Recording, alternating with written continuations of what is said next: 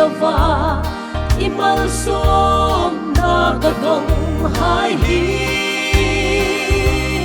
maktina in kasi katsunga imangai na in pagle toy moi tla ilaw ni pagpela hindi ngam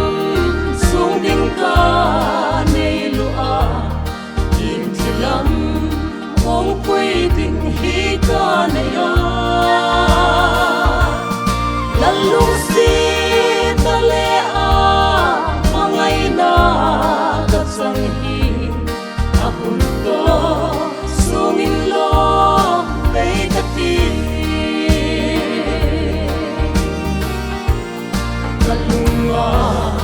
oy lalpa mansom na katong ha nating song laklang khom lom na in kasitlim laksi pandai don imitso katsunga solovin sui katse sol na tra mi katu pagpela hindi ngam sungding ka nei lua in tilam kung pwedeng hika na ya lalong si talea mangay na katsanghi akong to sungin lo kay kati the crossroad sin khom sui bay ka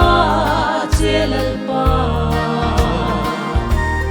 harsat na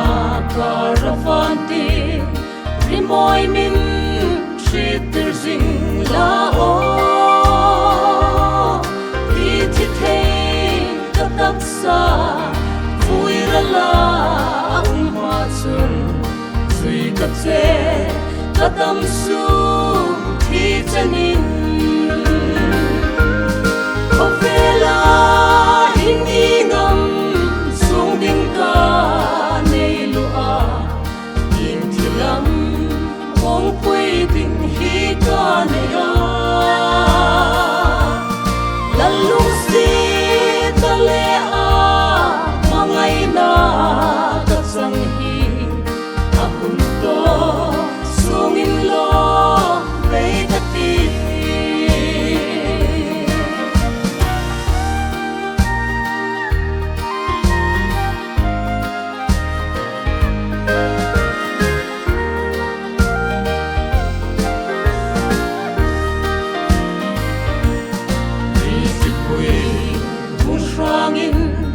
kanun hi noi sin khom in no ni chatun khi ta lung pui